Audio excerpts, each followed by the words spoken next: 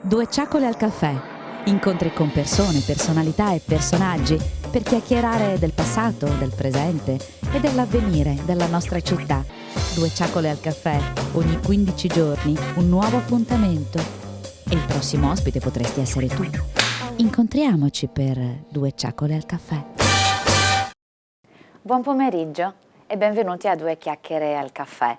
Il caffè è il caffè Baruffino, in cui io ho trovato il mio amico Sergio Ravagnà, che è, come tutti sanno, oltre che molte altre cose, tipo un professore di lungo corso, un giornalista, un politico è stato, è anche un grande esperto di folklore, di storia locale, in maniera piuttosto gustosa, con il piacere del particolare, del dettaglio. Ti faccio la più banale delle domande per un chioggiotto. Ma i chiogiotti, Sergio, sono baruffanti? Ma sì e no. Beh, vabbè, diplomatico adesso, Beh, troppo. insomma, ti dico Sì o no? sì, più sì che no, soltanto che le baruffe sono baruffe, ma baruffe di parole, non proprio di fatti. Comunque possiamo dire, ecco, che la tipologia del chioggiotto è un po' di una persona un po' anarcoide, che sì, è anche servile a volte, anche affettuoso, fidato. Basta pensare ad esempio al rapporto che ha avuto con Venezia. Litigioso. Litigioso. Pure quello. Eppure mai tolto niente, anzi cantano ancora Viva Venezia, quell'amore, odio. Però Ma anarcoide forse perché anarcoide perché è fatto per conto suo, è un po' contro il potere, però nello stesso tempo ci sta, obbedisce a malapena. ogni tanto vuol far di testa sua? Sì, e soprattutto mai come a Chioggia vige il detto, secondo me, nemo profeta in patria. Se viene un foresto a aprire un negozio qui, tutti vanno lì, così. E qui raramente sanno dare la stessa fiducia. Si fidano poco di se stessi, Sarà allora i che nella chiogiotti? storia abbiamo avuto sempre il podestà che ci veniva da fuori, e da Venezia in particolare, i vescovi che venivano eletti da fuori. Fatto sta che noi siamo stati raramente abituati ad autogestirsi, e questo forse è stato un motivo per cui abbiamo fatto difficoltà più che altri, diciamo così, ad avere anche dei governi stabili della città. Ecco, in questo senso tu ti sei occupato di vedere nei minimi dettagli. Una volta ho fatto i conti. Hai fatto i conti, Ho fatto i no? conti, siccome anche, se fate caso, sotto il municipio, nell'Androne, abbiamo collocato, è stata una delle cose che abbiamo fatto. Da politico, quando eri assessore la alla... targa, una targa con tutti i nomi dei sindaci dall'Unità d'Italia, cioè dall'annessione 1866 ai giorni nostri. E lì, facendo i conti, vedi che in tanti anni, ma non soltanto nel periodo, diciamo così, delle difficoltà economiche, ma anche nel periodo in cui si crede il regime avesse fatto così ordine, no? Ci sono anche 3-4 commissari prefettizi o reggenti, diciamo, nel comune. Guarda, se voglio fare giustizia, a fine Ottocento, gli unici due sindaci che hanno durato, no? E che hanno fatto qualcosa sono il cavaliere Emilio Penzo, no? E Filippo Baffo. Sono durati Che hanno governato? Hanno governato con una certa, e si è visto perché qualcosa hanno prodotto, l'acquedotto, la ferrovia, la scuola Sì, la ferrovia, Principe Amedea. Beh, dopo con dalla tutti parte con tutti sbagliata, gli ma errori, diciamo così, però è stato combinato qualcosa. sì. E dopo la guerra, nel dopoguerra, c'è stata una continuità di governo, ma anche lì ogni tanto, sai, in mezzo 2-3 commissari prefettizi ogni tanto ci sta. Quindi cascavano le giunte Questa così, in difficoltà maniera molto... di governo, secondo me, è anche questa perfezione nel non essere mai contenti di niente. In questo senso anche questo essere anarcoidi, insomma. Ho capito. Senti, ma litigiosi, in questo senso ce l'hai spiegato molto bene, poco fiduciosi di se stessi, e abbiamo capito, incontentabili, ma anche un po' suscettibili però. Sì, Per sì, esempio, vai a dire, visto che qua siamo proprio all'ombra della colonna, vai a dire, oh che bello il vostro gatto, Si offendono ancora i Adesso hanno messo il Chiogiotti? nome anche a un ristorante, il Gatto, ma una volta era uno scherno vero e proprio mal digerito. Sì. Grazie. Sì. Dico, non si offendono più. Sì, Se adesso si hanno capito, però non credo, guarda, ancora adesso dà un po' di fastidio quando si sente dire questo luogo comune che si perpetua, anche così quando succede qualcosa, e attaccano sempre così. Abbiamo un leone che non c'è in nessun'altra parte della Serenissima.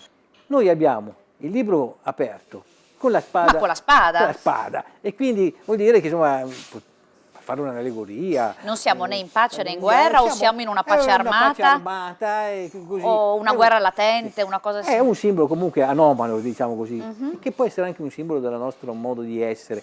Però anche le nostre baruffe chiozzotte, che sono quelle che hanno fatto un po' scalpore, che hanno fatto conoscere il bene e il male agli altri e diventano anche un luogo comune, praticamente finiscono bene, finiscono bene. Finiscono con un Vogliamo tanti bene, quindi praticamente io sono convinto che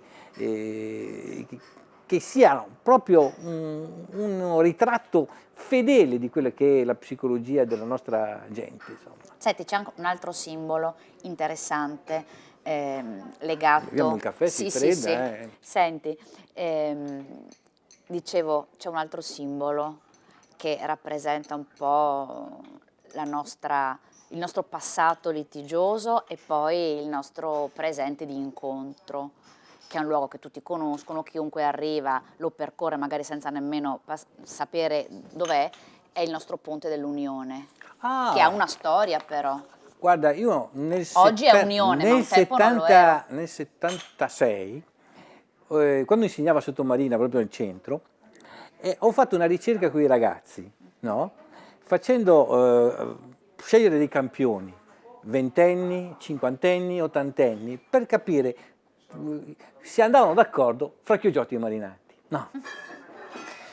E una cosa terribile che saltava fuori. Quelli di 20 anni ormai se ne fregavano un po', ormai sa.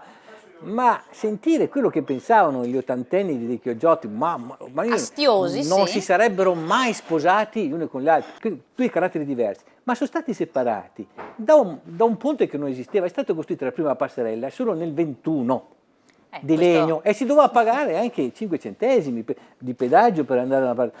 Questo ha fatto sì che Sottomarina veramente odiasse Chioggia. Ma in senso anche istituzionale. Senti, ma la prima passerella, quando è stata posata e bisognava pagare per passare, le persone l'hanno salutata con entusiasmo oppure erano diffidenti? Guarda, il sindaco di allora, del 21, che era Riccardo Ravagnà, si è rifiutato di andare a mettere la faccia. Si è rifiutato addirittura? Sì, perché ha detto che era un pastrocchio, lui non è andato. Ma era il sindaco di Chioggia e non di Sottomarina? Lui no, ma non per i Sottomarina, c'erano tutte, perché era da un pezzo che si doveva fare, dopo si è fatta nel modo che lui non voleva, comunque, a parte questa, è arrivata alla fine. Quindi non è stata inaugurata quell'opera lì? È stata inaugurata da qualche altro, ma il sindaco ufficialmente non è andato. E poi ti dico però, quello non ha risolto un bel niente, perché nel 23, guarda, c'è stato praticamente, si sono rifiutati anche i consiglieri comunali eletti, c'era già il fascismo nel 23, no? Sì. Di partecipare al consiglio comunale, hanno messo in crisi già il fascismo, no? Perché abbiamo messo in crisi il fascismo prima di tutti gli altri. Hanno fatto e hanno ottenuto di avere una legge per l'autonomia, volevano essere un Sottomarina comune autonomo e hanno fatto due proposte di legge, no? Una è saltata nel 21 di Umberto Merlin, del Partito Popolare, c'era anche un prete che era alla testa di questo movimento dei popolari autonomisti, era Don Angelo Sassariolo, è stato parroco di San Giacomo per tanti anni nel dopoguerra. Bene, questo.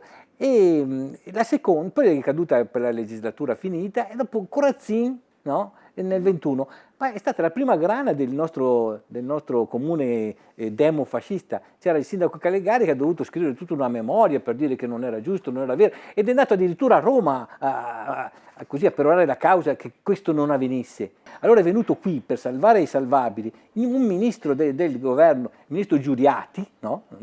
È venuto a fare l'accordo di pace. Insomma, hanno messo nell'accordo di pace la strada degli Orti, la selciatura del Campo Traghetto, e la costruzione della scuola Todaro, diciamo, poi il cimitero, no?